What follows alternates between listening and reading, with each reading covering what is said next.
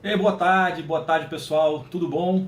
Sejam bem-vindos, sejam bem-vindas à nossa live de hoje, nosso projeto Advocacia Acima da Curva. Aqui eu quero transmitir para vocês a minha experiência e o meu conhecimento de forma objetiva sobre o viés prático, para que você adquira conhecimento suficiente para atuação na área de direito de família, principalmente na parte de partilha de bens, no que diz respeito à partilha de bens, para que você não brigue por preço, não brigue com a média dos advogados do mercado, para que você conquiste clientes que paguem acima da média. Esse é o meu propósito aqui hoje e o propósito desse projeto. Meu nome é Luiz Gustavo, eu sou advogado, especialista em direito patrimonial de família, e o episódio de hoje do Advocacia Acima da Curva é 11 técnicas para que você vire um fechador de contrato de honorários. Tá bom? Vamos começar?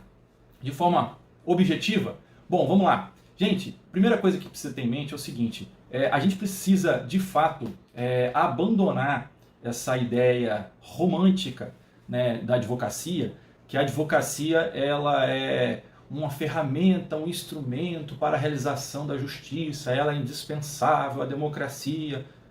Tudo isso é verdade, todos nós conhecemos o grande papel da advocacia, né, no cenário nacional, para resguardar a democracia, para a justiça, enfim, nós advogados somos essenciais à justiça. Porém, a gente, quando se trata de negócio, na parte negocial, a gente tem que abandonar essa questão romântica um pouco da advocacia. Lógico, com as devidas precauções, né, sem excessos, respeitando o código de ética, porém a gente tem que abandonar um pouco essa visão romantizada, porque nós vendemos sim, nós somos vendedores, nós vendemos a nossa hora, nós vendemos os nossos serviços profissionais. Então a gente não pode perder isso de vista. Não adianta, nós temos que nos manter, temos nossas contas para pagar, temos quem tem filho para manter, enfim, cada um tem as suas necessidades que precisam ser satisfeitas, nossas necessidades financeiras, por intermédio da nossa advocacia. Então a gente vende sim, com moderação, mas vende. De uma forma diferente, mas vende. A gente não é vendedor de abacate, a gente não é vendedor de loja de roupa, mas sim, a gente vende e precisa se preocupar com a forma de vender, com as técnicas para vender. Não adianta nada você ser bom tecnicamente, ser um cara excepcional, uma advogada excepcional, se o seu cliente não sabe disso. Ou se ele souber, na hora da conversa, ele não sentir segurança em você, você não passar autoridade para ele. Se ele não perceber em você que você é uma pessoa capaz de resolver o problema dele. Você pode ser excepcional tecnicamente, mas se você não transmite isso, não adianta nada. Não adianta você ser tão bom tecnicamente e na hora de fechar o contrato, o cliente começa a ter várias objeções ou dúvidas, você não sanar essas objeções, não sanar as dúvidas, não facilitar a vida dele para fechar o contrato com você. Você jamais, por exemplo, vai entrar numa loja de carro, não que eu estou comparando a advocacia com a loja de carro, tá bom? Mas para você entender o nível de profissionalismo, você nunca vai entrar numa loja de carro e o vendedor vai abordar você de uma maneira muito despretensiosa, a não ser raras exceções, mas normalmente o vendedor ele é um vendedor preparado. Ele está vendendo do momento em que ele sorri e se dirige a você, sorri, levantando as sobrancelhas levemente, inclinando a cabeça, até o momento que ele te cumprimenta, te cumprimentando de uma maneira específica, normalmente sem apertar demais, sem apertar a sua mão de menos, até o momento em que ele começa a criar uma conexão com você, perguntar o que você faz, se ele tem algum conhecido em comum com você, até o momento do fechamento em que ele vai te oferecer um brinde para criar uma reciprocidade, enfim, vai procurar saber qual é a motivação da sua compra, vai te mostrar o carro com detalhes, vai te mostrar um carro mais caro para que você gere uma comparação, né, um contraste para a hora que ele te mostrar o mais barato, você não achar que o mais barato, entre aspas, não está tão caro. Enfim, ele utiliza técnicas de venda do começo até o fim da abordagem, normalmente. E na sua advocacia não pode ser diferente, você tem que pensar na forma de conduzir o seu cliente do início do relacionamento até o fechamento, para que não chegue na hora H de fechar, você tenha condições, ele esteja seguro para fechar com você. Não adianta você fazer um bom atendimento, ser simpático, oferecer água, oferecer café, demonstrar uma certa segurança, se durante todo esse processo, em alguns momentos, você vacila e cria nele objeções. Essas objeções vão fazer com que ele pense. E quanto mais ele pensa, mais ele considera outras alternativas. E o mercado está cheio de alternativas. Então você tem que mostrar para ele de alguma forma Você pode até não mostrar para ele que você é a única alternativa. Vai ser difícil no mercado como o nosso, mas você tem que mostrar para ele que você é a melhor alternativa que ele tem, né? E não necessariamente essa melhor alternativa tem que ser o preço. Muito pelo contrário. Muito pelo contrário. Uma pesquisa, salvo engano, feita pela OAB da Bahia, concluiu que o fator preço estava entre quinto, sexto ou sétimo colocado, né, no que define a contratação de um advogado. Então não é o preço. Então não é o preço. Algumas vezes será o preço? Será. Mas talvez esse cliente que vai brigar só por preço não seja o cliente para você. Então, para que você otimize o seu fechamento de contrato, você tem que criar essa técnica do início ao fim, essa caminhada do cliente até o fechamento de uma forma muito bem pensada, para que você não perca oportunidades. Quando você deixa um cliente sair pela sua porta porque você falhou na hora de fechar o contrato por alguma razão, primeiro, obviamente você está perdendo um dinheiro ali, imediato. Se você, por exemplo, tiver uma taxa de fechamento de 70% das pessoas que vão ao seu escritório, ou vão se você trabalha sozinho, trabalha com work, não interessa. Os clientes que vão para uma reunião com você, 70% fecham. Se você melhorar em 10 ou 15% sua capacidade de fechamento, quanto que isso vai representar de dinheiro no final do ano? É uma diferença substancial. Sem contar que você nunca sabe o desdobramento que aquele cliente vai trazer na sua vida. Numa live anterior, eu comentei sobre o efeito borboleta. O que é o efeito borboleta? O efeito borboleta foi identificado por um cientista dizendo que, em linhas gerais, de forma bem sucinta, um pequeno acontecimento na sua vida pode ter, assim, milhares de desdobramentos no futuro. Então, assim, às vezes o fato de você deixar um objeto cair no chão, abaixar para pegar, a pessoa pode deixar de ver a mulher da vida dele, ou o marido da vida, ou o homem da vida dela, ou aquele objeto que caiu no chão fez você perder tempo, você perdeu um táxi, aquele táxi você pegou o próximo e por conta disso a pessoa chegou atrasada no aeroporto, perdeu o voo, caiu, por exemplo. Enfim, o fato é que quando você perde um cliente, você tem N desdobramentos, não é só aquele financeiro imediato. O cliente que fecha com o outro e depois ele vai ficar satisfeito com o outro, indicar o outro, você não sabe. Quantos clientes aquele cliente poderia indicar além para você? Outros clientes. Você não sabe. Então, essa necessidade de você tornar o seu fechamento mais eficaz é imprescindível. E eu falo isso com vocês com toda assim, tranquilidade de alguém que já fez muito errado isso. A pessoa me procurava, há uns anos atrás, eu era simpático, atendia muito bem, as pessoas sempre tiveram uma conexão boa comigo, mas era tudo de uma forma muito amadora, eu não pensava nos detalhes, né? Então eu falava, conversava ali de uma maneira despretensiosa, dava meu preço no final e rezava para a pessoa ia fechar ou se não ia fechar. E o que acontece muitas vezes, a pessoa fala para você, tá bom, doutor, eu vou pensar então e depois eu te procuro. Nessa do pensar e depois te procuro, e ela vai pensar tanto que nesse tempo outras opções vão surgir. Então, e a gente não pode esquecer que o ato de compra, ele é um ato 100% ou 90% emocional. Na maioria das vezes ele é um ato emocional. Então, se você não se aproveita, entre aspas, da emoção da pessoa, a chance de você fechar é muito menor. Entendeu? Bom, vamos lá. O que acontece? Você precisa realmente criar um método para que a pessoa... Ou você não precisa criar o método, você precisa seguir o método para que a pessoa diga sim ao final desse processo. E vamos lá. Primeira coisa que é importante entender é o seguinte. O nosso cérebro ele tem um sistema límbico que é responsável pelas emoções. E ele tem um neocórtex que ele é o responsável pelas decisões mais racionais. E já está demonstrado que o ato de compra, na maioria das vezes, ele é um procedimento emocional. Então, você tem que se aproveitar daquela carga emocional e conduzir o seu cliente ao fechamento. Então, eu vou passar para vocês 11 técnicas, 11 passos para otimizar muito, muito o seu fechamento, tá bom? E o último passo, ele vai se desdobrar em 10. Eu já vou adiantando para vocês que ele vai adiantar. O último passo que eu vou falar para vocês eu vou já dando um spoiler, é o uso do gatilho mental. No último passo, então eu vou passar para vocês 10 gatilhos mentais para que vocês usem no processo de fechamento. Eu posso te garantir que se você utilizar dessas técnicas que eu vou passar aqui para vocês, vocês vão aumentar absurdamente a possibilidade de fechamento de contratos no seu escritório. Isso com certeza, com certeza. Tá bom? Então vamos lá, o primeiro. Primeira coisa, para você otimizar a chance de fechar contratos com o seu cliente, você tem que criar com ele rapport. O que é rapport? Rapport é uma expressão utilizada mais no meio dos psicólogos, que nada mais é do que criar uma conexão com a pessoa. Principalmente naqueles primeiros 90 segundos. As pessoas, a maioria das pessoas, criam uma primeira impressão, aquela impressão inicial é feita nos 90 segundos iniciais. Então, aqui esses 90 segundos você tem que criar uma boa impressão. Então, como você cria essa boa impressão? Obviamente, essa boa impressão você não tem que criar só nos 90 segundos, mas os 90 primeiros segundos são essenciais.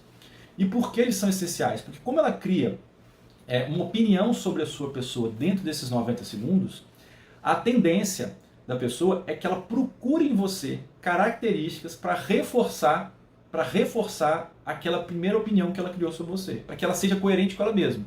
Ou seja, se ela gosta de você, se ela gostou de você naqueles 90 primeiros segundos, o que ela tende a fazer? A buscar em você características positivas que vão dizer para ela, tá vendo?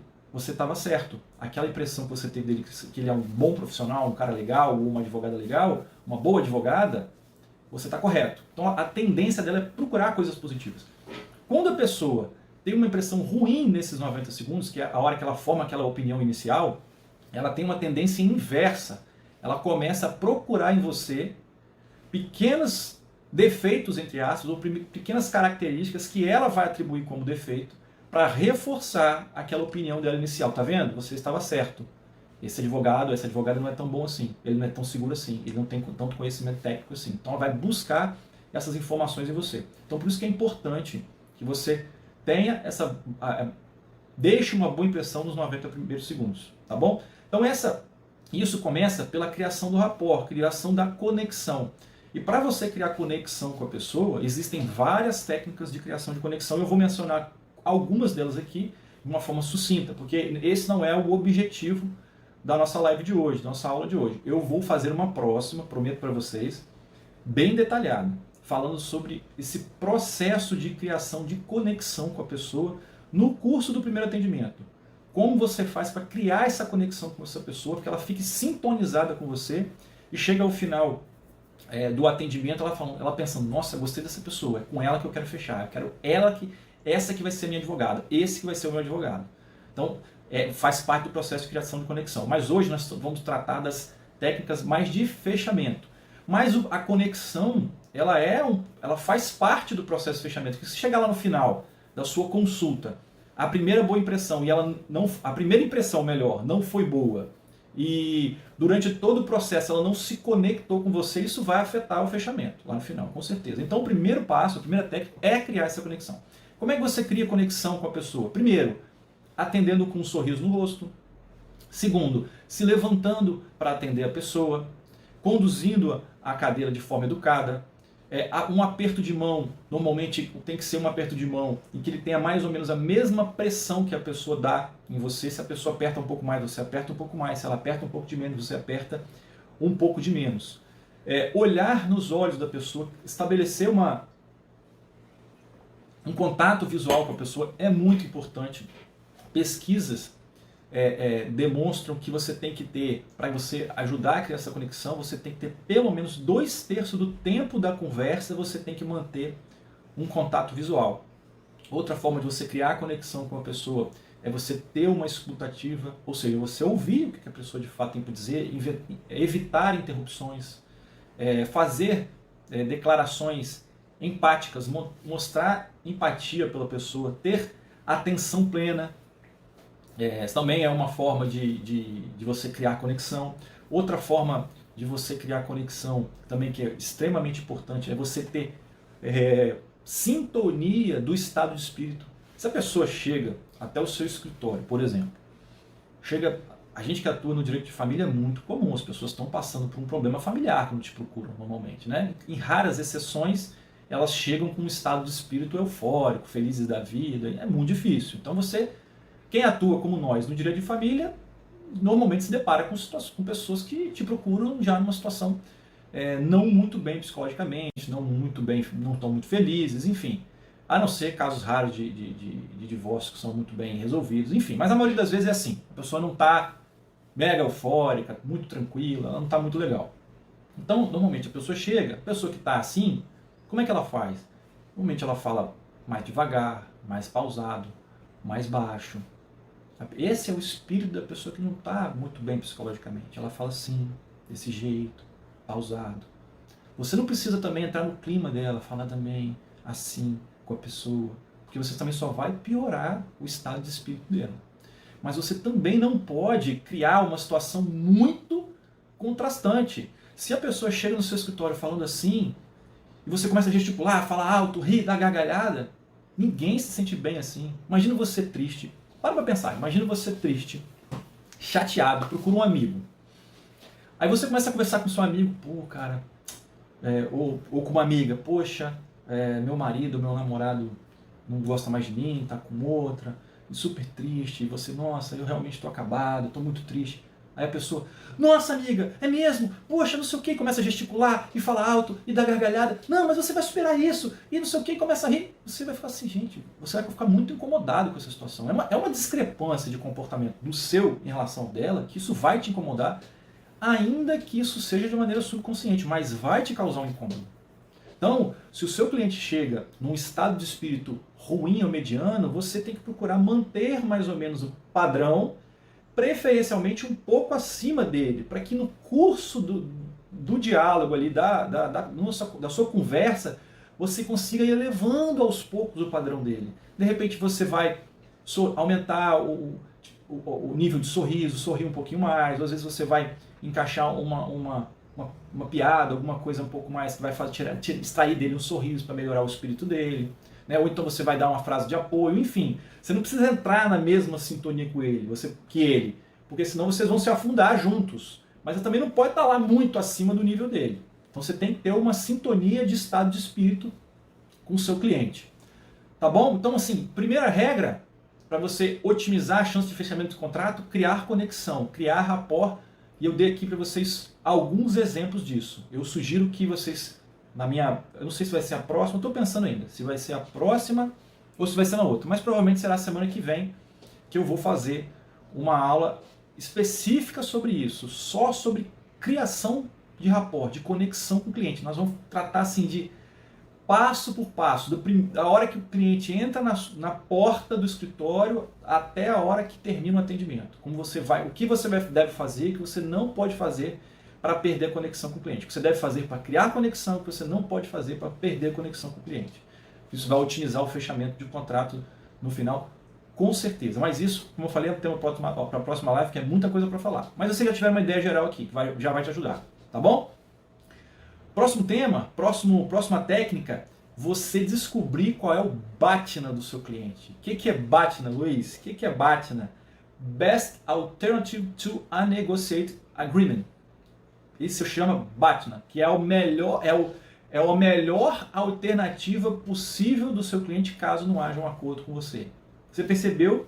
Deve ter percebido que o meu inglês ele é da escola britânica, né? Por isso talvez vocês tenham algum pouco de dificuldade de entender o que eu falei, mas deu para entender, não é isso? Best alternative to a negotiate agreement, ou seja, a melhor opção, alternativa possível caso ele não feche um acordo com você. Tá, e daí? O que isso tem a ver com fechamento, Luiz? Quando você descobre o BATNA do seu cliente, você vai saber o quão agressivo, entre aspas, ou inflexível você pode ser na negociação. Se o seu cliente, olha só, vou fazer um parênteses, isso serve não só para negociar contrato de honorários, isso serve para você negociar qualquer coisa, qualquer acordo. Né? Você vai negociar com o advogado da parte contrária, tem que descobrir o BATNA dele, qual é a melhor opção possível para um não acordo. Porque olha só, é muito simples o raciocínio. O que leva uma pessoa a fazer um acordo, fechar um acordo com alguém, um contrato? Aquilo ali tem que ser uma opção melhor para ela, certo? Você não vai entrar numa loja para comprar, você advogada não vai entrar numa loja para comprar um vestido de, vamos lá, R$350, se na loja em frente tem um vestido tão bonito quanto com com tanta qualidade que o vestido 350 por 330. Você não vai. Por quê? Porque você tem uma alternativa melhor. Então você não vai chegar a um acordo com a loja do vestido dos 350. Então se você conhecer qual é a melhor alternativa que o seu cliente ou que a parte contrária que você está negociando tem ao não fazer um acordo com você, você vai saber qual é o nível de chance que você tem de chegar a um acordo, ou até de desistir do negócio. Porque para pensar, vamos lá, imagina que você é procurado para fazer um divórcio litigioso, um patrimônio de 3 milhões de reais, exemplo. E aí você descobre que o BATNA, ou seja, qual é a melhor alternativa disponível para o seu cliente, é fechar um contrato no valor de 50% daquilo que você cobraria, com outro advogado que você sabe que é tão bom quanto você, que é um cara muito bom, top de mercado, mas você sabe que o cara está oferecendo dele os 50% que tem uma dívida de gratidão com o seu cliente. Um exemplo. Como é que você vai fechar um contrato desse? Ou você desiste logo, né? Ou você sabe que para você fechar o contrato, você tem que fechar por menos do que o concorrente está fazendo.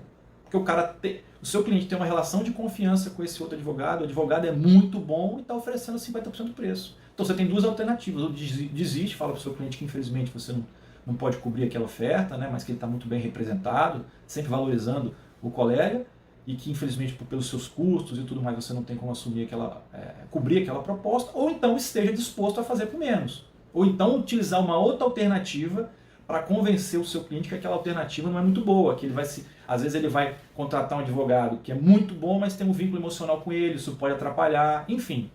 Então é muito importante você descobrir qual é a melhor alternativa. E como é que você descobre qual é a melhor alternativa viável para o seu cliente, o BATNA do seu cliente? Perguntando, de maneira discreta, conversando, procurando saber, por exemplo, se ele já conversou com outros colegas, qual é o nível de urgência que ele tem. Porque, por exemplo, se ele te procura para fazer uma busca-apreensão de um filho, a mãe te procura para fazer a busca-apreensão do filho porque o pai era para ter devolvido a criança no sábado, na sexta, por exemplo, para passar o Réveillon com a mãe. E aí? Ela não tem muita alternativa. Ou ela vai até você, ou ela vai ter que correr um advogado em menos de 12 horas.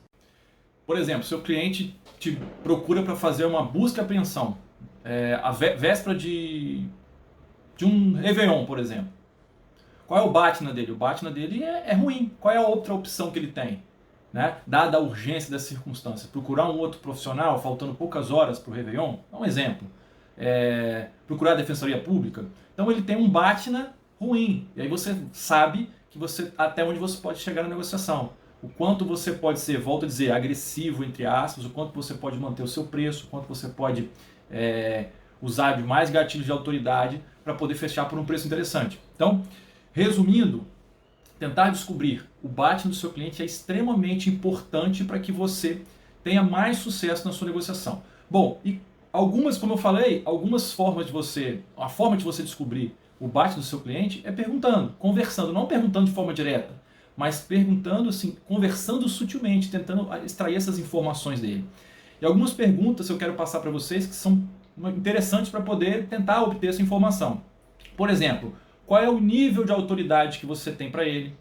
Ele te procurou por indicação? Quem indicou? Então essas informações são importantes, porque você vai saber, sob a ótica dele, o quanto que você tem de autoridade para ele, o quanto ele considera te contratar. Qual é o nível de urgência que ele tem? Se é uma demanda muito urgente, obviamente ele não deve ter muitas alternativas disponíveis, o BATNA dele não é dos melhores. O quão complexo é o caso dele, isso também é extremamente importante, né? Porque se você tem uma demanda muito simplória, né? Imagine que ele te procura para fazer um divórcio consensual, sem filhos, como eu falei anteriormente, sem filhos, sem bem, sem nada. Qual é o nível de complexidade disso? Muito baixo, muito baixo. Então, qual é a melhor alternativa que ele tem se não contratar com você? Várias. Não é algo que requer uma especialidade. Então, se o caso dele é um caso complexo e você é um profissional diferenciado, acima da média, você já está entre as melhores alternativas dele. Então, terá menos alternativas no mercado. Né? Qual é a melhor alternativa dele? Contratar um profissional desqualificado? Entendeu? Então, isso é importante. Se ele já se reuniu com outros profissionais, também é importante para você tentar descobrir qual é o BATNA dele e qual é o objetivo que ele tem com a demanda, ou seja, o quanto que você tem de aptidão para alcançar o objetivo dele. Porque às vezes o cliente tem um interesse muito específico naquela ação e você, pelas suas características, pelo seu conhecimento, pode ser diferente dos demais. A gente espera que você seja diferente dos demais. Então, você acaba se tornando uma alternativa melhor. O BATNA dele é pior do que te contratar. Tá bom? Bom, então, recapitulando.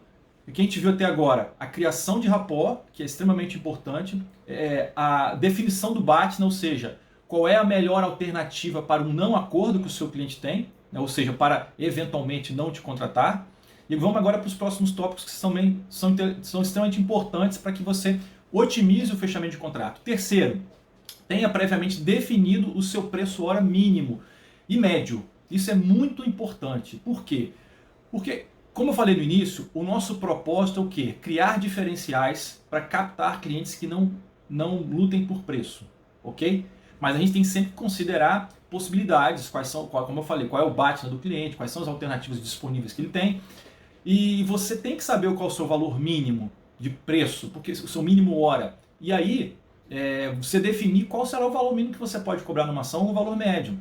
Dependendo das circunstâncias, às vezes você pode ter uma ação extremamente complexa, sistema com valor agregado muito alto. Vou dar um exemplo aqui. Imagine que você seja cogitado para trabalhar no inventário de 3 milhões de reais de bens, por exemplo. Em algum momento, uma pessoa que vai contratar um advogado para trabalhar no inventário de 3 milhões de reais, por mais diferenciado que você seja, dificilmente essa pessoa não vai negociar preço, né? Isso aí é algo que está um pouco fora dos padrões. Dificilmente ela não vai negociar preço porque os valores envolvidos são muito altos, né? E aí você tem realmente uma discrepância muito grande no mercado no que diz respeito ao preço nessas demandas de muito valor agregado.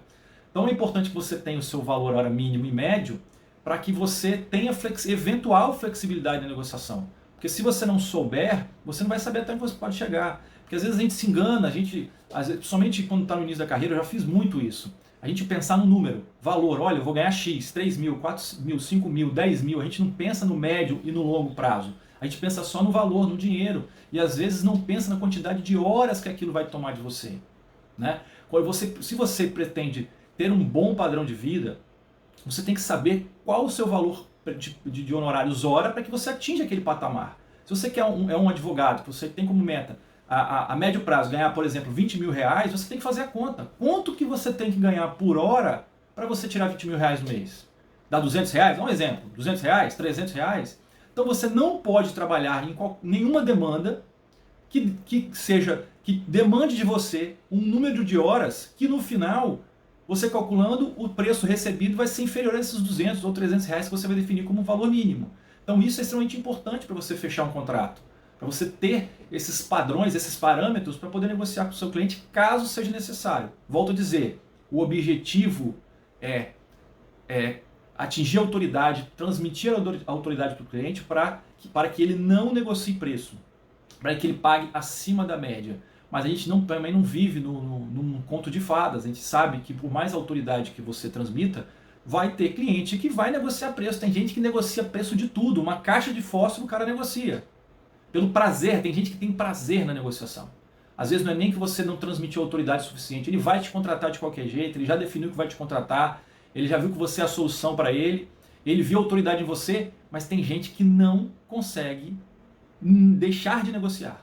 Tem que negociar sempre, para conseguir nem que seja R$1 desconto para ele ir para casa satisfeito. Então você tem que ter esses parâmetros para você poder potencializar a sua negociação. Bom, e aí, em sequência desse terceiro item que eu menciono aqui com vocês, dimensione em horas o tempo de dedicação àquele trabalho. Você tem que saber a quantidade de horas média que você vai ter que dedicar àquele trabalho. Porque se você não souber, você corre o risco ou de superdimensionar e jogar seu preço muito acima da média, muito acima do mercado, fora da realidade às vezes, né? E aí você perde o cliente por causa disso. Por mais autoridade que você tenha, por mais que você represente a solução do problema do seu cliente, isso tudo tem um limite, né? Como eu falei, eu operei o joelho. Eu fui no ortopedista, eu não perguntei preço para ele.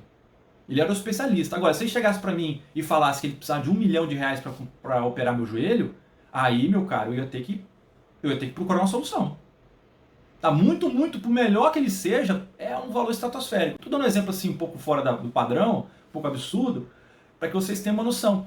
Mas o quão é importante você saber o número de horas, para você também ter o seu nível de flexibilidade caso você precise utilizar isso com aquele determinado cliente. Senão, você corre o risco ou de subdimensionar o trabalho, tomar prejuízo, ou de superdimensionar o trabalho e passar um valor estratosférico para o seu cliente, que aí ele vai ver você como um aproveitador, porque tem essa questão também. A gente não pode cobrar barato. Eu vou falar um pouco mais na frente sobre gatilho mental a respeito disso. O que é barato associa-se a ruim. E o que é caro associa-se a coisa boa. Isso aí todo mundo faz, todo mundo faz. Mas o caro tem limite.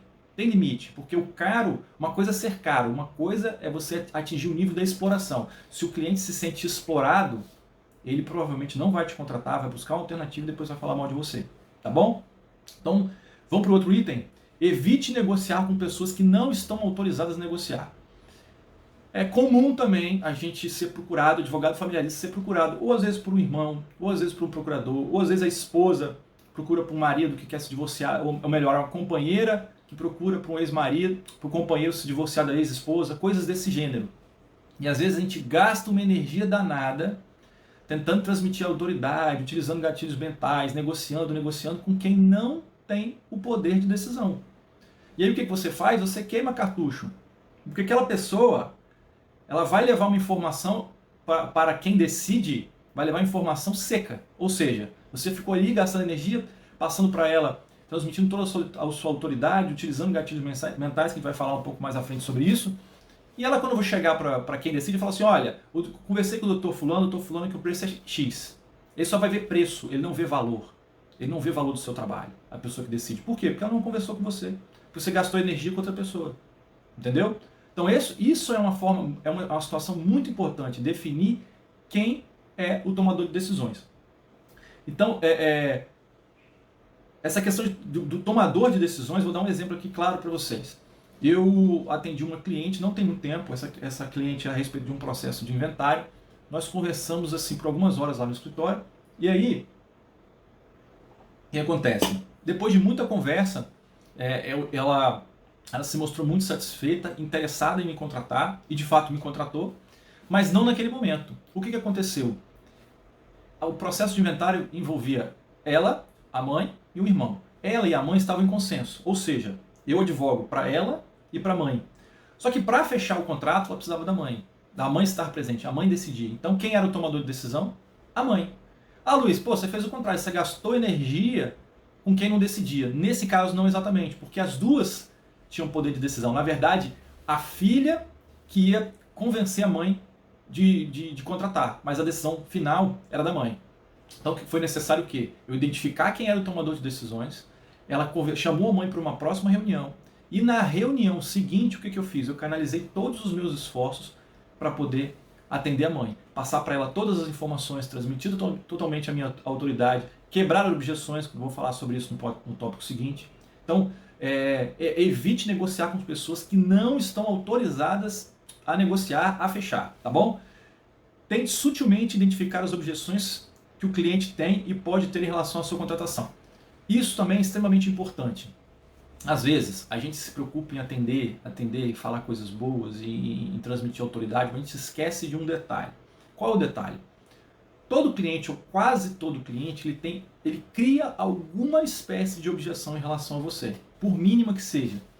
Pode ser que ele ache você, principalmente para os colegas que são início de carreira, ele vai achar que você é novo demais, ou você é inexperiente demais, ou às vezes pode achar que você é experiente demais, vai cobrar caro demais, entendeu? Ou então ele acha que você não tem, você é um bom advogado, mas não tem experiência específica naquele caso dele. Enfim, existem N objeções que fazem com que a pessoa não te contrate, né? Ou crie uma série de dúvidas a respeito da sua contratação e não feche no momento. Então o que é extremamente importante? No curso do seu atendimento, enquanto você conversa ali com o cliente, você tentar extrair dele essas informações. Por isso que é importante você deixar o cliente falar. Por isso que é importante você ter uma escuta ativa, prestar atenção no que ele fala e deixar com que ele fale, para você identificar eventuais objeções. No curso dessa conversa, é muito provável que ele te dê esses sinais. Pergunte às vezes quando você se formou, aonde você se formou, Quanto tempo você tem de advocacia? Se você já atuou em algum caso similar? Coisas desse gênero. Então o que acontece? É muito importante você identificar quais são essas objeções para que exatamente no curso do diálogo ali você vá minando essas objeções. Se você percebe que ele tem objeção de que você é muito novo, você pode mostrar para ele sua experiência, mencionar casos de sucesso, mencionar casos idênticos ao dele ou similares, às vezes que você atuou e foi bem sucedido, ou às vezes você pode fazer referência a algum parceiro, às vezes você não trabalha sozinho, a um colega de escritório que é experiente. Você pode dizer, olha, nós trabalhamos juntos aqui, nós somos uma equipe, nós temos o Dr. Fulano, que é muito experiente, Ciclano, a gente faz brainstorm aqui para poder decidir as melhores estratégias, enfim. Se sua objeção em relação a você é porque você é experiente demais, pode ser caro demais, você tenta dar sinais de que você não é um explorador, você cobra o valor, um valor justo, um valor caro, que não é barato, mas um valor justo, compatível com a sua expertise, com a sua experiência, enfim.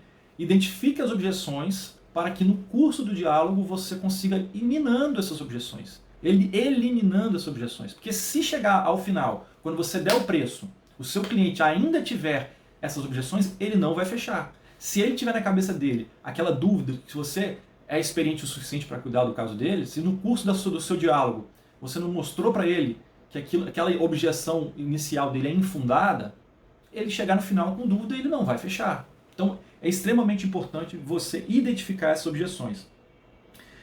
Bom, e eu já atropelei o 7º item, que é o quê? De forma discreta e natural, no curso da sua conversa com o cliente, você já ir municiando de informações que vão quebrar essas objeções, né? Mas veja bem, isso tudo tem que ser de forma muito sutil. Você não pode abordar o seu cliente como se fosse um interrogatório do FBI, não, entendeu? E aí, por que você não contrata? O que está faltando para você contratar? Igual às vezes faz um vendedor de carro faz muito isso. Vendedor de carro faz muito isso. O que precisa para você contratar? O que falta para você contratar? Se eu fizer isso agora você contrata? Assim, tem vendedor de carro, alguns vendedores de carro, às vezes outras coisas, que são extremamente agressivos. Eu não recomendo que você faça isso, tá? Quando a gente fala aqui, volto a dizer como que eu falei lá no início. O advogado tem que entender de vendas, a gente vende, a gente tem que utilizar de técnica de venda, porém, nós temos que adaptar todo esse conhecimento, essa técnica, à nossa realidade, ao nosso perfil profissional. É importante também você adaptar ao seu jeito de ser. Isso é muito importante, porque se você também se utiliza de técnicas que não tem muito a ver com você, com a sua personalidade, você não vai fazer bem feito, você vai se sentir incomodado, vai fazer mal para você. Então, assim, as técnicas de negociação, de fechamento são importantes. É importante que você conheça. E você não precisa aplicar todas. Você vai aplicar aquelas que você se sente mais confortável, que vão se adequar melhor àquele caso. Então, assim, reconheça objeções de forma sutil e quebre objeções de forma sutil ao longo da conversa. Não despeje na mesa informações em toneladas para o cliente quebrar para você quebrar as objeções do cliente. Seja sutil, entendeu? Bom, o outro item que é muito importante para que você maximize as suas possibilidades de fechamento de contrato é identificar, foi o que eu falei também, já atropelei esse item, que é identificar o tomador de decisão e se concentrar em quebrar as objeções dele. Concentrar na pessoa que é a tomadora de decisão. Às vezes você é procurado por um casal que quer fazer um divórcio consensual. Naquela conversa você já começa a perceber quem dos dois que apita mais naquele diálogo ali. Quem que tem mais poder de decisão. Então você tem que se preocupar, óbvio, sem negligenciar o outro, que também é seu cliente ou potencial cliente, mas se concentrar em quebrar as objeções daquele que tem a capacidade de decisão, quem realmente decide. Bom, outra situação extremamente importante, que aí eu posso adiantar para vocês que, assim, são raríssimos advogados que fazem isso. Eu nunca conversei com nenhum colega, juro para você, nunca conversei com nenhum colega que tenha esse tipo de conhecimento, se preocupe com esse tipo de informação que eu vou passar para vocês aqui agora. Tá? Aliás, eu acredito que 90% nem sabe o que é isso que eu vou passar para vocês. Que é o quê? Identifique qual é o perfil comportamental da pessoa que você está atendendo, do seu potencial cliente. Aí você deve estar pensando, pô Luiz, o que é perfil comportamental? O que é isso? Vou explicar para vocês de uma maneira hoje assim, mais simples, para que vocês entendam e já possam aplicar, mas eu não tenho como aprofundar isso hoje, porque senão essa aula ia ficar muito grande E eu prometo que numa próxima oportunidade, provavelmente na próxima semana, eu vou preparar uma aula específica sobre perfil comportamental, para que os colegas da advocacia, principalmente da área de família, conheçam quais são os perfis comportamentais e a melhor forma de tratar com pessoas de cada tipo de perfil. Bom, e quais são os perfis, basicamente? As pessoas, elas têm perfis de comportamento preponderantes. E esses perfis são basicamente 4. O executor, o comunicador, o analista e o planejador. As pessoas, elas têm um mix de tudo na vida delas. Ninguém é 100% executor, ninguém é 100% comunicador, ninguém é 100% analista e ninguém é 100% planejador. Mas as características desses perfis normalmente são preponderantes a algum tipo de pessoa. Ou a pessoa é preponderantemente executora, ou preponderantemente comunicadora, ou analista, ou planejador. E qual é a relevância disso? Para que você trate o seu cliente, converse com o seu cliente, aborde o seu cliente de acordo com o perfil que ele é. Se você fizer uma abordagem desconhecendo esse perfil, ele provavelmente vai se afastar de você. A pessoa executora é aquela pessoa que faz acontecer, que não tem muito papo, não pensa muito. É aquele cliente, eu recentemente atendi um cliente tipicamente executor, o cliente de Goiás. Ele marcou uma reunião comigo por videoconferência, eu abri a reunião para fazer uma defesa numa ação de alimentos para ele, uma defesa, agravo de instrumento, contra de agravo de instrumento, enfim. E um cliente com poder aquisitivo bem elevado, então assim, a pensão alimentícia é uma pensão extremamente alta. Mas a minha conversa com ele demorou pouco mais de 20 ou 25 minutos. Muito pouco. Extremamente executor. Ele me contou o caso, eu falei para ele quais eram as soluções, o que eu ia fazer. Ele me perguntou qual o documento que eu precisava, quais os honorários que eu ia cobrar e se eu podia dividir em 2 vezes para ele. Acabou. E como é que ele poderia me mandar os documentos. E acabou. E ele falou que ia fazer os documentos e me entregar. Desse jeito. Não demorou mais do que 20, 25 minutos.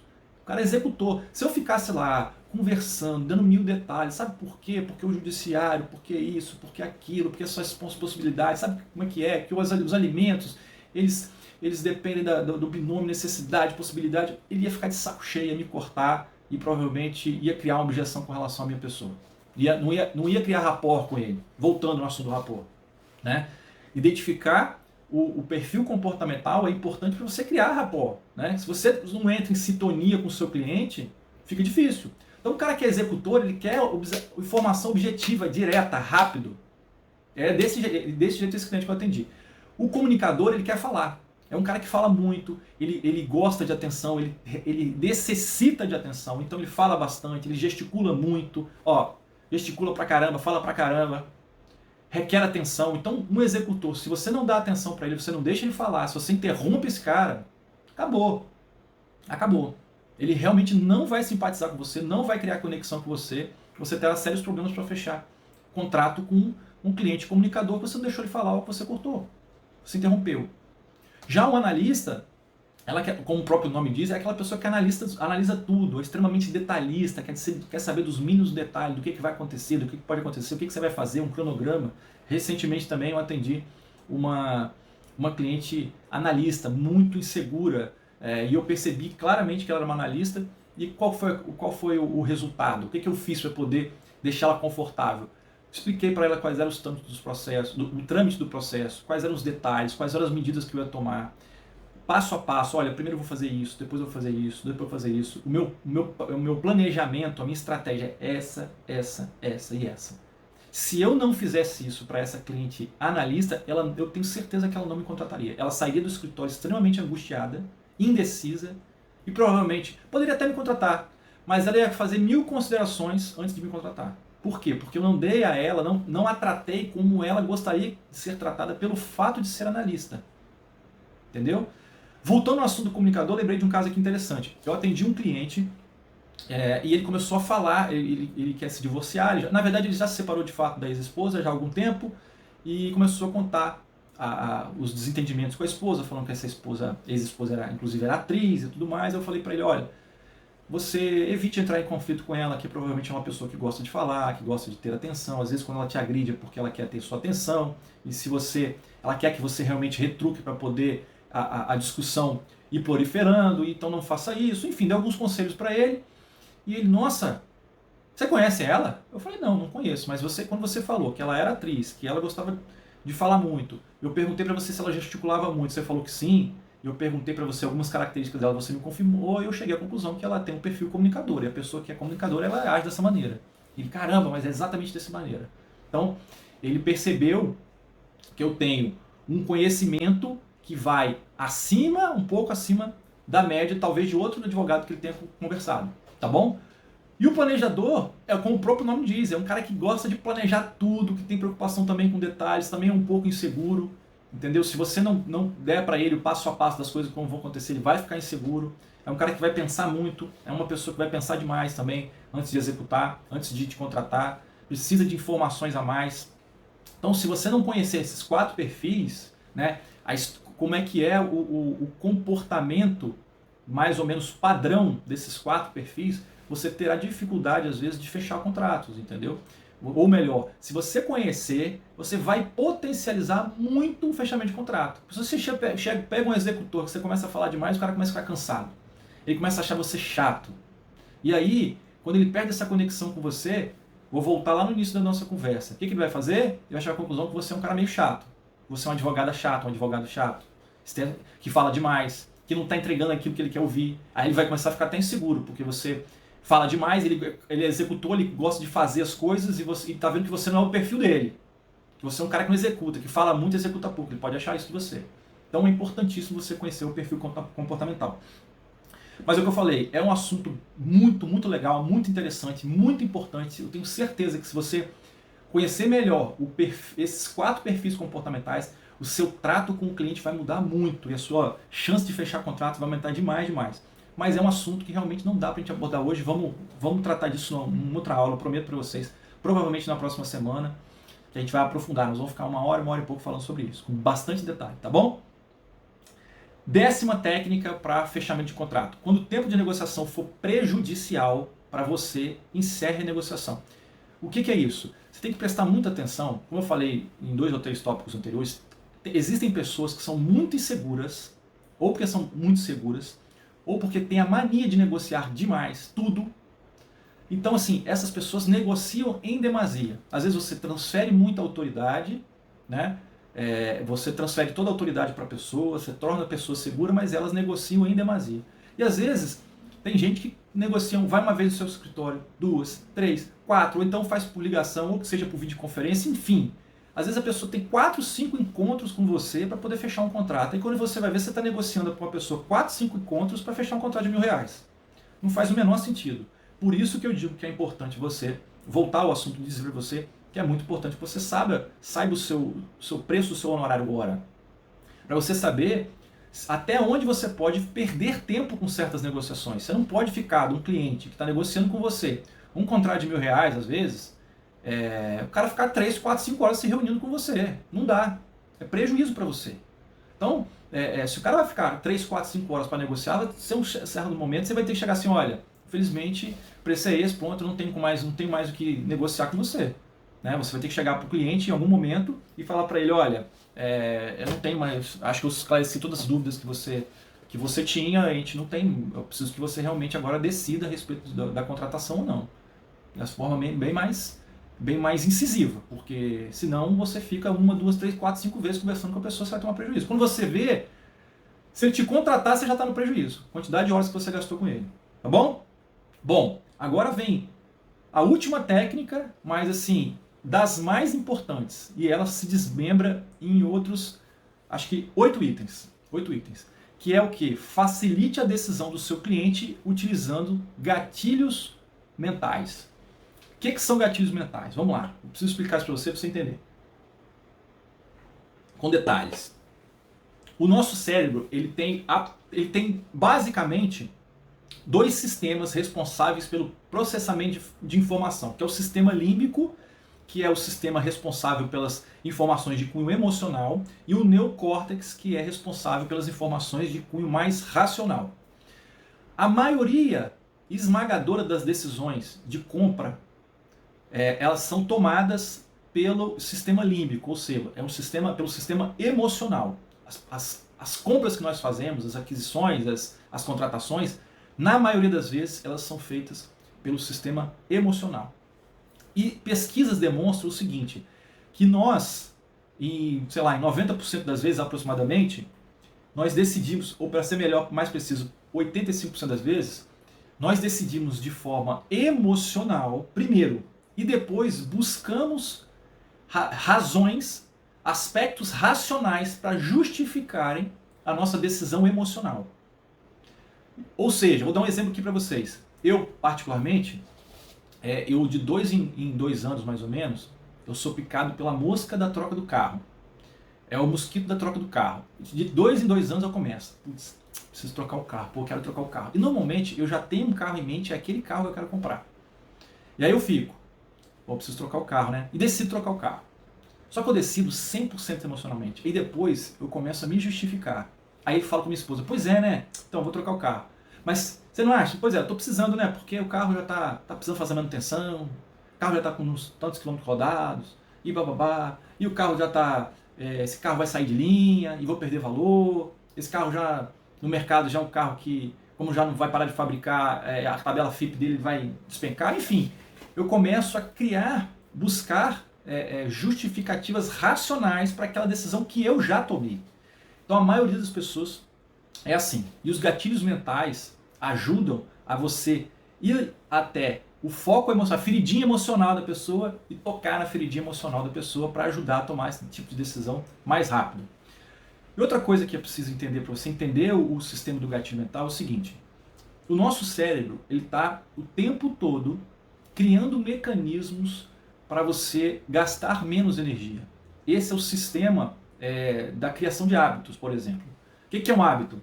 O hábito é uma atividade repetida e que você começa a fazer de maneira mecânica sem pensar. É mais ou menos isso, né? Quando você vai, o exemplo clássico, quando você começa a dirigir o carro, aprender a dirigir, você pensa, vou pisar na embreagem, eu vou agora apertar o acelerador. Não, vou soltar a embreagem, agora eu vou apertar o acelerador, vou engatar a marcha nesse meio tempo, agora eu engato a primeira, agora eu engato a segunda, tudo você pensa. Você pensa em tudo quando você não tem familiaridade. Depois que aquilo vira uma atitude repetida, o seu cérebro cria o mecanismo do hábito, ou seja, você começa a executar sem pensar. Quando você dirige, 80%, 90% do que você faz é automático, sem ter que pensar. Logo, você gasta menos energia. Então, esse é o sistema do hábito. Criar medidas repetidas para que você pare de pensar e gastar energia com aquilo. E as decisões, quando a gente vai tomar decisões, o nosso cérebro utiliza do mesmo mecanismo para economizar energias. E como é que ele faz isso? Ele procura sinais exteriores, para que ele possa se apegar àquele sinal para tomar determinadas decisões sem ter que fazer uma investigação absurda. Por exemplo, eu falei da história do joelho. Quando eu fui operar o meu joelho, qual seria, se a gente for parar para pensar racionalmente, for operar o meu joelho, é um negócio importante. Se fizer mal feito, eu posso ficar com uma sequela no joelho. Então qual é o certo? Eu pesquisar, saber quais são os médicos disponíveis no mercado aqui no Espírito Santo, quem é o melhor, quem é que já operou mais vezes, se tem alguém que já teve um caso, reclamação de algum paciente, se alguém já fez uma barbeiragem, qual é o preço que eles cobram, enfim. Racionalmente falando, eu teria que me munir de um catatal de informações para tomar a decisão da maneira mais racional possível. Só quem faz isso? Praticamente ninguém. O que o cérebro faz? Para evitar esse gasto absurdo de energia, ele se apega a um gatilho mental que se chama o quê? Gatilho mental da autoridade. Eu vejo aquele médico, esse médico é bom. Esse médico aqui, ele é especialista em joelho, então não vou ficar procurando um monte de gente, eu vou no especialista. Gatilho mental da autoridade. Então o gatilho mental nada mais é que um atalho que o seu cérebro procura, se vale dele, para que você não gaste muita energia tomando decisões. Então o que você tem que fazer? Quando você quer otimizar as chances do seu cliente contratar, você tem que utilizar gatilhos mentais. Você tem que... É como se o seu cliente estivesse numa estrada longa para decidir pela sua contratação, melhor dizendo, e ao longo desse caminho você estivesse com uma plaquinha na mão, vem por aqui, atalho aqui, olha o outro atalho aqui, e você estivesse mostrando atalhos para ele o tempo todo. Cada atalho desse é um gatilho mental. Então quando você usa os gatilhos mentais, você está criando atalhos para que ele decida de forma mais rápida pela sua contratação. E assim que funciona qualquer tipo de gatilho mental. E qual é a grande vantagem do gatilho mental, entre várias? É que o gatilho mental ele funciona até para quem sabe que aquilo é gatilho mental. Eu, por exemplo, eu sei quais são não digo todos, mas eu sei quais são os principais gatilhos mentais. Se eu assistir um lançamento de um produto de um curso, assistir um webinário, entrar numa loja de carro, eu vou identificar pelo menos 60% ou 70% dos gatilhos mentais que aquela pessoa está usando comigo para me fazer comprar. Eu vou identificar. Só que mesmo assim funciona. Se eu chegar numa loja, por exemplo, que eu vi, sei lá, uma gravata que eu gostei demais, assim, fiquei apaixonado, uma gravata linda, mas pô, não estou precisando de gravata agora, né? Eu já tenho tanta gravata. Se a vendedora chegar para mim e falar assim, pois é, essa gravata é a última. É a última e essa fábrica aí fechou. Então, sim, não vai vir mais. Você compra agora ou não compra mais. O que é isso? Gatilho mental da escassez. Qual é a chance de eu comprar essa gravata? Ela passou de 20% ou 30%, ou seja, eu saí do campo da racionalidade, de que eu tenho gravata pra caramba, que eu não preciso daquela gravata. Aí, o que a vendedora fez? Ela foi lá no meu emocional e apertou o botão do meu sistema límbico. Falou, olha, compra a gravata porque ela vai acabar. E aí o gatilho de escassez funciona e eu vou lá e compro a gravata. Já fiz isso algumas vezes, mesmo sabendo que é um gatilho mental. É impressionante. Gente, depois que vocês entenderem como é que funciona o gatilho mental, vocês vão começar a prestar atenção como as outras pessoas, vendedores, vão utilizar isso com você e você vai ver que em alguns casos você vai até conseguir escapar, mas outros você vai sucumbir, mesmo sabendo que é um gatilho mental. Então, o uso dos gatilhos mentais é extremamente importante, porque ele vai criar esses atalhos para o cliente decidir por você. Para ele não ficar pensando, depois racionalizando a compra, racionalizando a sua contratação. Tá bom? Vamos lá. Primeiro gatilho mental, prova social. O que é prova social?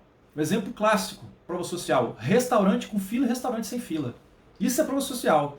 Tem dois restaurantes, você precisa comer. Um com a fila enorme e outro sem ninguém. Onde você vai? Qual que você vai achar que é o bom? O que tem fila ou o que não tem fila? Prova social, você vai no que tem fila.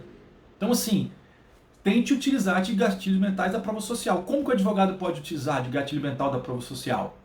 De repente o cliente chegar no seu escritório e ter outro cliente esperando, né? Você concentrar seus atendimentos num dia só, é uma forma. Outra forma, você, no curso do seu diálogo, você mostrar para ele que de repente ele pode ter algum amigo em comum em que esse amigo te contratou, ou então que você já foi contratado para trabalhar em X casos iguais ao dele, isso é prova social. Eu, por exemplo, eu tenho um grande prova social ao meu favor. Eu já atuei em mais de 3.000 processos na área de família e mais de 1.600 processos de divórcio. Isso é uma prova social, gatilho mental. Você acha que eu vou perder a chance no curso do meu diálogo com o cliente, em algum momento, deixar sutilmente escapar essa informação? Eu tenho que usar isso a meu favor. Né? É uma prova social que está a meu favor. É um gatilho mental. O cara vai pensar, pô, o cara atuou em 3.000 processos, faz 1.600 divórcios. Muita gente confiou nesse cara. Prova social. Outro, eu já até falei no exemplo anterior, quando eu expliquei para vocês sobre gatilho mental. Escassez. Gatilho mental da escassez é, assim, um dos mais eficientes. É um dos mais eficientes. E aí você precisa utilizar também. Ah, mas Luiz, como é que eu vou usar gatilho mental da escassez na advocacia? Primeira forma de você usar. Essa primeira forma que eu vou dar para vocês, eu vou explicar para vocês, mas eu tenho que ser íntegro em dizer que eu pouco uso. Por quê? Porque é uma forma que às vezes eu não me sinto confortável. Como eu já havia falado para vocês têm que aprender as técnicas e vocês vão usar a técnica que você achar que é mais conveniente, que você faz de maneira confortável. Que é o quê? Estabelecer um preço. Quando você passar o seu preço e o cliente não decidir na hora, você estabelecer um prazo. Olha, esse preço eu estou te falando, mas ele tem validade até 48 horas. Depois de 48 horas eu não tenho como manter esse preço para você. Porque nesse meio tempo eu posso ser contratado para uma outra demanda e aí eu não vou ter tempo para te atender. Enfim, ou então, olha, a minha agenda já está bem cheia, então eu estou com uma outra contratação em vista e se eu for contratado nesse outro processo, eu vou ter menos tempo disponível, ter que me fazer valer de colaboradores, eu já não consigo... vou ter que fazer parcerias com algumas ações que eu tenho para poder dar conta dessa demanda, eu já não consigo manter o preço. Enfim, essa é uma forma. Mas a outra forma que eu acho assim, extremamente importante e que muito advogado faz o contrário, é mostrar para o seu cliente que você está 100% disponível. Você pode estar no início da sua carreira, você pode não ter muita demanda, mas não mostre para o seu cliente que você está disponível o tempo todo para ele. Ele não vai te valorizar, a gente só valoriza o que é escasso. Por que o ouro é mais caro que o plástico? Escassez. Por que o diamante vale mais do que o ouro? Escassez. Ninguém valoriza o que é abundante no mercado, o que tem demais. Se você mostra para o seu cliente que você está disponível o tempo todo, que você pode fazer uma reunião com ele a hora que ele quiser, ele não vai te valorizar. Então a primeira coisa que você tem que fazer para se mostrar escasso para o seu cliente é você definir os horários de atendimento, de reunião com o seu cliente. Você vai dizer para ele o dia que você pode se reunir com ele. Não ele chegar para você, então eu quero me reunir com você amanhã às 10 horas da manhã. Então tá bom, pode ser. Não, peraí, amanhã eu não posso. Então fazer o seguinte, de tarde, 2 horas, você, tá, tudo bem, 2 horas. Não, pensando bem, eu tenho uma reunião 2 horas, eu tenho um médico, vamos fazer 16? Aí você, tudo bem, sem problema, 16 horas. Que isso? Quem não tem agenda vira agenda dos outros, pô. Além disso, isso acabar assim com a sua produtividade, porque você fica à mercê da vontade alheia, você não vai mostrar escassez para o seu cliente. O cara vai falar, pô, esse cara tem tempo demais, esse cara não tem nada para fazer. Ele pode me atender segunda de manhã, 10 horas, 11 horas, meio-dia, 2, 16. Ele não é escasso, esse cara está com tempo sobrando. Ele não vai te valorizar. Mesmo que você tenha todo esse tempo livre, você não precisa ser... Você precisa ser íntegro, você não pode ser mentiroso e falar para ele assim, não, é porque a minha agenda está lotada, eu tenho muitos clientes à tarde, não posso atender. Você não precisa dizer isso. Você pode dizer, olha, nesse horário eu não posso, porque eu tenho um compromisso. E esse seu compromisso pode ser o quê? Fazer uma petição, estudar, pode ser outro tipo de compromisso. Agora, se mostra escasso, que se você marca qualquer reunião, qualquer horário, o dia que o cliente quiser, ele não vai te valorizar, você pode ter certeza disso. Beleza? Bom, terceiro gatilho mental. Gatilho mental da autoridade, que é uma coisa que eu sempre falo, já até falei no início da nossa conversa. A autoridade. Se você não transmite autoridade para o seu cliente, e o que é transmitir autoridade? Transmitir conhecimento. Se ele não vê que você é uma pessoa diferente, que você tem conhecimento profundo sobre aquele problema dele, ele dificilmente vai te contratar. Ou se te contratar, ele é aquele perfil de cliente que você não quer ter, que é aquele que está procurando precinho mais barato. Então, transmita a autoridade para o seu cliente. E quais são as formas de você transmitir autoridade? Pela roupa, com a maneira como você se veste, né? As advogadas, por exemplo, nada contra, tá? Cada um se veste do jeito que quiser, mas eu tenho percepção de que, por exemplo, roupas extremamente, absurdamente extravagantes, curtas demais, ou roupas assim que não combinam, ou roupas assim inapropriadas, muito exageradamente informais, são coisas que não transmitem autoridade, né? Por exemplo, você precisa transmitir autoridade para o seu cliente, mostrar para ele o quanto você conhece da matéria, uma boa oratória é importante. Outra coisa importante para você transmitir autoridade para o seu cliente é você mostrar para ele como você já resolveu casos similares ao dele, você já atuou em demandas, mostrar a experiência. Olha, eu já tive um caso muito parecido com o seu, 1 ou 2 ou 3 ou 10, parecido com o seu caso. Ele vai ver que você tem experiência naquele caso dele especificamente. São várias formas de você transmitir autoridade. A autoridade é tão importante que foi feita um experimento na Inglaterra. Foi feito o seguinte: eles pegaram um cidadão e colocaram nele uma roupa assim, impecável de executivo de sucesso para atravessar uma rua no sinal vermelho. A gente aqui no Brasil, sinal de trânsito só serve para carro, para a gente não serve, a gente não presta atenção. Para a gente atravessar a rua, ou vem carro ou não vem carro. Essa, infelizmente, é a nossa cultura e eu me incluo nisso.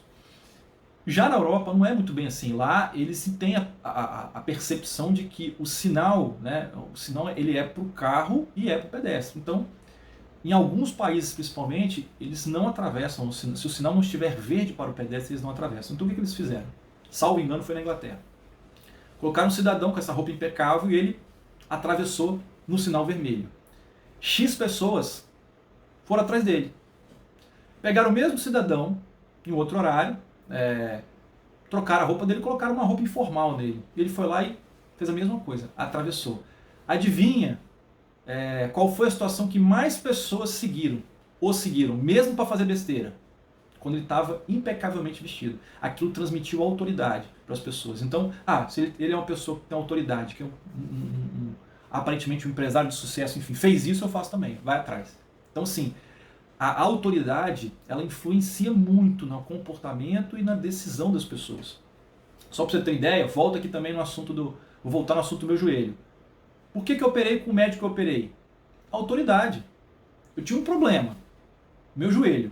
Eu operar com qualquer um, eu procurei saber quem era o cara bom de operar joelho. cara que já fez não sei quantas operações, o cara que é o médico que é indicado pelos médicos. Você quer ter um atendimento com um médico bom? Procura saber qual é o médico que indica o médico. Se ele for indicado por outro médico, você pode perceber que provavelmente ele é muito bom. Então, o gatilho mental da autoridade, ele é um excelente gatilho mental. Porque o cliente ele vai perceber que você é a pessoa que tem a capacidade para resolver o problema dele. Ninguém quer ter um problema ortopédico e fazer a cirurgia com um dermatologista. Ninguém quer ter um problema cardíaco, vai fazer uma cirurgia com um ortopedista. O gatilho mental da autoridade é um dos mais fortes. Outro gatilho mental extremamente importante é o gatilho mental da interação e da conversa. Você estabelecer interação com a pessoa, estabelecer um diálogo com a pessoa. Isso é gatilho mental e ao mesmo tempo, volto lá atrás, é um fator de criação de rapport. Se você não tem uma boa interação, você não cria conexão com o cliente, tá bom? Nessa questão do diálogo, é muito importante o seguinte, evite dar aula de direito, tá? As pessoas, elas não querem ter aula de direito, elas querem diálogo, elas querem conversar, as pessoas querem falar, né? Normalmente, quando alguém estabelece uma conexão com você, ela quer falar.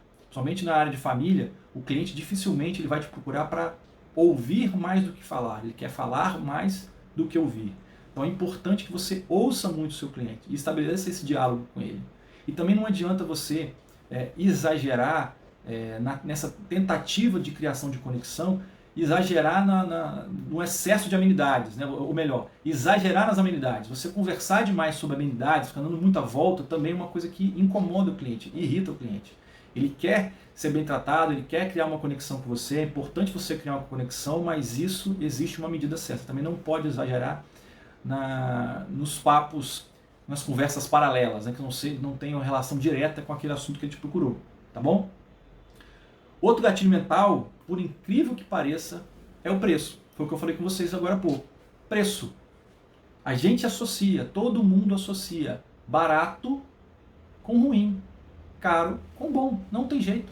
Quantas vezes você comprou um produto baratinho, que quebrou rápido, você falou assim, tá bom, eu paguei barato nesse troço mesmo, já imaginei que não valia nada.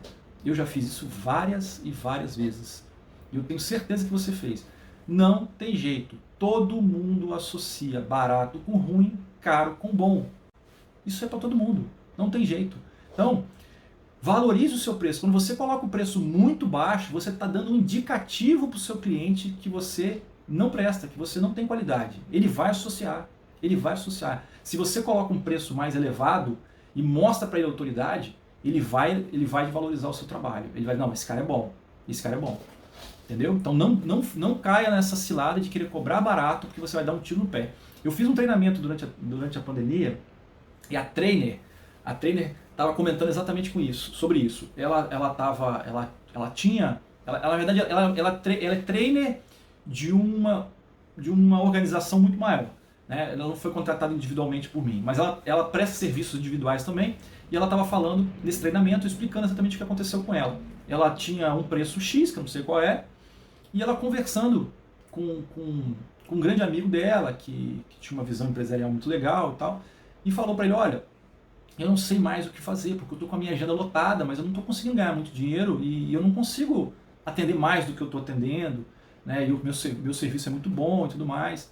E ele falou, olha, se o seu serviço... desculpa, deixa eu corrigir.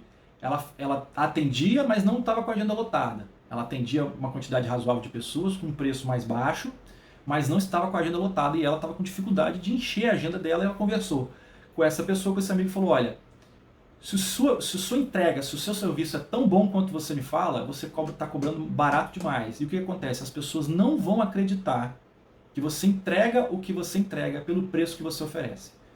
Dobra o preço. Dobra ou triplica o preço. O que ela fez? Ela dobrou ou triplicou o preço, não me lembro. A agenda dela lotou rapidamente. Disparou.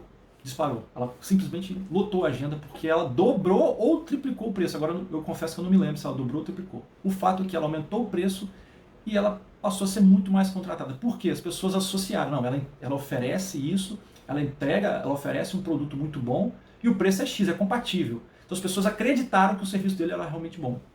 Então, muito cuidado com isso, com relação ao preço.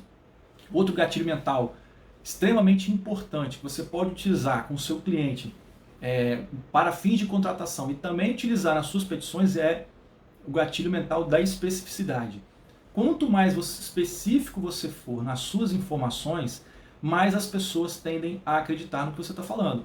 Leva para a pessoa mais credibilidade. Por exemplo, se eu disser para você que eu tenho aqui no meu bolso, mas eu tenho uns 20 reais aqui no meu bolso, beleza? É uma coisa. Agora se eu disser para você assim, você pergunta assim, Luiz, tem dinheiro aí? Eu falei, tenho R$ 22,30 no meu bolso. Qual informação você acha que é mais segura? Qual informação que levou mais credibilidade para você? Quando eu falei para você que eu tinha uns 20 reais no meu bolso ou quando eu falei para você que eu tinha R$ 22,30? Lógico que foi de R$ 22,30. Isso leva muito mais credibilidade. Então, na conversa com o seu cliente, ao você passar informações, na medida do possível, tente passar informações mais precisas possíveis, o máximo de especificidade. Falou, olha, ano passado eu fiz 157 audiências. Se você falar para ele, não, ano passado eu fiz bastante audiência, eu fiz umas 100 e poucas, 140. Não, fale, não, eu fiz 157. Doutor, você trabalhou em algum caso similar a esse? Trabalhei. Trabalhei em 17 casos igual a esse. Você já fez divórcio? Né? Fiz 53 divórcios. Eu, por exemplo, não usei especificidade com vocês. Eu falei, eu fiz os 1.600, que realmente eu não sei. Por que eu não usei especificidade com vocês para falar que eu trabalhei e já fiz 1.612 divórcios? Porque eu não tenho certeza dessa informação. Então, eu prefiro ser íntegro. Então, eu acho que você deve ser íntegro também. Tente ser específico, mas dentro do possível. Tem certas informações que você não vai ter na sua cabeça. Mas quando você as tiver, use da especificidade, que ele é um excelente gatilho mental. Beleza? Outro gatilho mental extremamente importante, contraste. O que é o contraste? Você já reparou, somente vocês mulheres, quando vão numa loja e querem ver um vestido. Um vestido para uma festa. A vendedora provavelmente vai te mostrar o vestido mais caro ou um dos mais caros da loja. Provavelmente. Para quê? Para quando ela começar a te mostrar os outros, que tem mais ou menos o perfil que você está procurando, você ter a sensação de que aquilo ali é barato, porque você viu o muito caro primeiro e depois você vai ter a sensação que o resto é barato. Isso acontece em loja de carro também.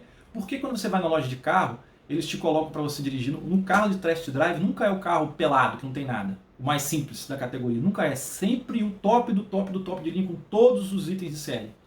Contraste. Por quê? Porque quando você... Primeiro, ele vai te falar o preço Você vai dirigir o top de linha e vai falar o preço do top de linha. Quando você for para aquele carro que você estava procurando, você vai começar a ter a percepção de que ele não é tão caro assim quanto você imaginava. E segundo, você vai achar o carro uma bosta. Vai achar que o carro que você está procurando é uma bosta. Por quê? Porque você dirigiu um outro muito melhor, vai ter o contraste. Entendeu? Então, essa sensação de contraste ela é muito importante no que diz respeito ao preço. Então, se você puder utilizar esse gatilho mental do contraste, é muito importante, vai te ajudar muito. Luiz, e como que eu uso? Exemplo, você pode dar um preço, uns honorários, para ir até o final do processo, em qualquer circunstância, em qualquer instância, e depois dizer para o seu cliente, olha, mas se você quiser, você pode me contratar só até a primeira instância e o valor é X. Olha, é 12 mil para qualquer tipo de instância, preço fechado. Dá um exemplo, 15 mil. E aí, se você perceber que o seu cliente achou alto, mas você pode me contratar até a segunda instância. Aí você vai me pagar 10. Pode ser que o seu processo nem chegue ao Supremo, ao STJ e não tem necessidade de você me contratar agora para isso, a gente pensa nisso mais para frente. Então você me contrata só até o tribunal, que isso aí é quase certo que vá, ou a probabilidade disso acontecer é enorme, então você me contrata até o tribunal. E aí eu vou te cobrar 10. Contraste. Ele vai pensar nos 15, depois quando você falar para ele dos 10, ele já vai pensar duas vezes. Ou então outra alternativa é você agregar serviços. Aí depende muito do que você está fazendo. Por exemplo, a gente que atua na área de família, na área de inventário, por exemplo, se o cliente ele pode me pagar X para eu resolver tudo, buscar a certidão, tirar a certidão negativa, tirar a certidão da Receita Federal, tirar a certidão de ônus, enfim, resolver toda a parte documental que vai municiar o inventário. Ou então eu posso dar um preço menor e ele corre atrás desses documentos e me entrega tudo mastigado. É uma alternativa. Contraste. É uma forma de você usar o contraste a seu favor. Tá bom? Próximo item, reciprocidade. Esse gatilho mental também é muito importante. O que é reciprocidade? praticamente todas as pessoas, quando recebem alguma coisa, elas tendem a querer retribuir, ainda que seja de forma inconsciente. Isso é por isso que no supermercado existe a provinha da fruta, a provinha do queijo. Isso é o quê? Isso é reciprocidade. Eu, por exemplo, vou dar um exemplo que aconteceu comigo. Cheguei no mercado de São Paulo, lá no Mercado Central, né? Mercado Municipal de São Paulo. Você chega lá, os caras querem te oferecer aquelas frutas exóticas. Aí começaram a me oferecer. Eu falei, não, obrigado, não quero, obrigado. Até um cara que foi muito educado me ofereceu, não, uma prova, sem compromisso, só pra você conhecer, papapá. Eu falei, não tem interesse, não, prova. E aí eu caí na tentação de provar uma. Aí o cara ficou, não, prova outra. E eu, não, obrigado, não, essa aqui você vai gostar muito, aquela coisa insistente. E eu provei. E aí que é importante você conhecer o gatilho mental. Como eu falei lá um pouco atrás, a maioria dos gatilhos a gente cai neles mesmo conhecendo, mas outros dá para evitar. Por exemplo, esse. Então o que acontece? Quando chegou no final, que eu tinha provado várias coisas, eu me senti na obrigação de ter que comprar fruta dele. E as frutas do mercado municipal, gente, vocês não têm noção do preço não. É assim, é fruta que vem da Colômbia, é fruta que vem do Oriente Médio, é um negócio assim, e o preço é estratosférico. Você come, sei lá, meia dúzia de frutas dá R$200. Se você pegar uma bandejinha de fruta desse tamanhozinho assim, ó, você gasta R$200. Enfim, reciprocidade, você sente na necessidade de retribuir. Quantas vezes, para pensar, quem tem filho aí e que se sentiu, quando fez festa de aniversário do filho, se sentiu na obrigação de chamar o amiguinho X, porque o amiguinho X chamou seu filho para o aniversário. Você nem queria chamar aquele amiguinho do seu filho ou da sua filha. Quantas vezes? Reciprocidade. Isso acontece com N coisas. Quando alguém te entrega alguma coisa de graça, né, faz um favor para você, por menor que seja, você sente a necessidade de retribuir. Então como que você pode usar isso no seu escritório? Usar o gatilho mental de reciprocidade. O café, a água, o estacionamento gratuito, às vezes você pode fazer um convênio. Ah, Luiz, você quer dizer que o cara vai me contratar porque eu dei um café para ele? Não. Gatilho mental, eu não sei se eu já falei, mas gatilho mental é um quebra-cabeça. Não vai ser um gatilho mental que você vai usar que vai fazer o cara te contratar. É como se você estivesse montando um quebra-cabeça. Cada gatilho mental é uma peçazinha que você está encaixando na cabeça dele para montar aquele cenário em que no final ele vai decidir pela sua contratação. Então, café, a água, você ajudar o seu cliente em alguma dúvida que ele tem lá, pô, eu vou sair daqui, eu preciso ir em tal lugar, mas eu não sei onde é que é. Você entra no Google ali e fala para ele, não, você fica em tal lugar, você pode estacionar no sei aonde, pega o melhor caminho assim. Ou então você dá uma orientação jurídica sobre um outro aspecto que não é exatamente aquele que ele veio te procurar, mas você pode dar uma orientação, ele pode ser grato a você por causa disso. Isso tudo cria gatilho mental de reciprocidade. Volto a dizer, não é um único item desse que vai fazer ele te contratar. Mas esse conjunto de fatores vão criando um ambiente propício para que ele te contrate. Beleza? Pessoal, é isso. Existem muitos outros gatilhos mentais, tá? Mas eu tratei aqui hoje de 8 com vocês, que eu entendo que são os 8 principais, que dá pra gente encaixar em quase todas as situações, que dá pra encaixar com uma certa facilidade na nossa advocacia. Existem muitos outros que também pode encaixar, mas alguns são mais propícios para outros segmentos, enfim. Mas até pela limitação de hora, nós estamos aqui já com 1 hora, acho que 1h30, 1h40 de aula. Mas esses gatilhos, se você já começar a usar, eu tenho certeza que você vai otimizar muito a chance de fechar contratos. Só para encerrar, quero falar com vocês, transmitir para vocês uma frase do Guilherme Machado, que é o seguinte: o cliente sabe o preço e cabe ao vendedor apresentar o valor. E é exatamente isso que a gente tem que fazer. Toda essa sistemática que eu trouxe, todas essas técnicas que eu trouxe para vocês, são para que no final das contas você consiga transmitir o seu valor para o seu cliente, para que ele pare de olhar para o preço do que você está cobrando e comece a olhar para o seu valor. Se ele conseguir enxergar o seu valor, ele vai te pagar, vai pagar o seu preço, vai pagar preço acima da média que ele paga no mercado, porque ele vai ver que você é acima da média. E esse é o meu propósito aqui, ajudar você a ser acima da média.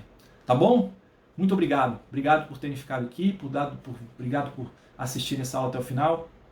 Se você tiver alguma dúvida, coloque aqui nos comentários, né? Essa aula vai está sendo veiculada no YouTube, no Instagram, no Facebook. Então, se você tiver qualquer dúvida, quiser discutir esse assunto mais, né, sobre gatilhos mentais, sobre criação de rapport, enfim, tudo que é relativo a essa aula de hoje, se você quiser comentar, vai ser um prazer. Comenta aqui embaixo, tira dúvidas, pergunta se você ficou com dúvida com alguma coisa. Vai ser um prazer poder te responder e estabelecer um diálogo com você a respeito desses temas. Tá bom? Grande abraço!